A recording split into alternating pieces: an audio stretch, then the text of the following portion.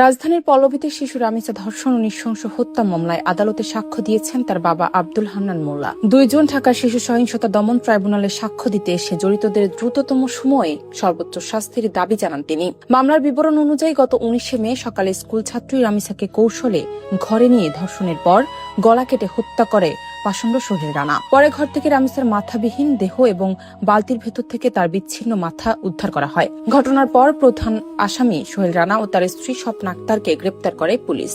গেল 1 জুন আসামিদের বিরুদ্ধে অভিযোগ গঠনের পর 2 জুন প্রথম সাক্ষী হিসেবে নিহত শিশুর বাবার সাক্ষ্য গ্রহণ করলেন আদালত।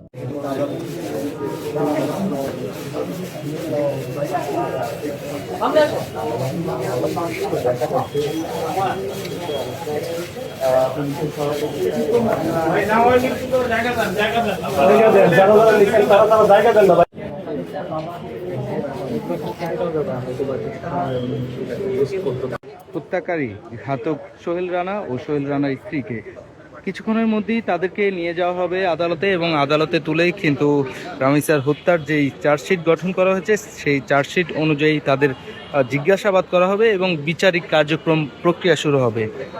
এই মুহূর্তে দেখছেন কোর্ট প্রাঙ্গণে পুলিশের নিরাপত্তা এবং ব্যাপক পুলিশ মোতায়েন করা হয়েছে যেন কোনো প্রকার অপ্রীতিকর ঘটনা ঘটতে না পারে। কেননা রামিসার এই ইস্যুকে কেন্দ্র করে সারা বাংলাদেশে কিন্তু সারা বাংলাদেশের মানুষ ও নেটিজেনদের মধ্যে তীব্র প্রতিক্রিয়া দেখা দিয়েছে এবং তারা চাইছেন এই রামিসার যে ঘাতক রয়েছে সেই ঘাতককে প্রকাশ্যে ফাঁসি দেওয়ার জন্য। এবং এই কোর্ট প্রাঙ্গণে অনেককে দেখা গিয়েছে যারা এই রামিসার ঘাতককে দেখেছেন, সেই ঘাতককে দেখে তারা সাথে সাথে বিচার চাচ্ছেন এবং সেই ঘাতককে আক্রমণ করার জন্য তারা বেশ ব্যাপক কথাবার্তা বলেছিলেন এমনটি লক্ষ্য করা যাচ্ছে। এবং এই মুহূর্তে দেখছেন যে আসলে পুলিশের আসলে যেই রামিসার হত্যাকারী সোহেল, সেই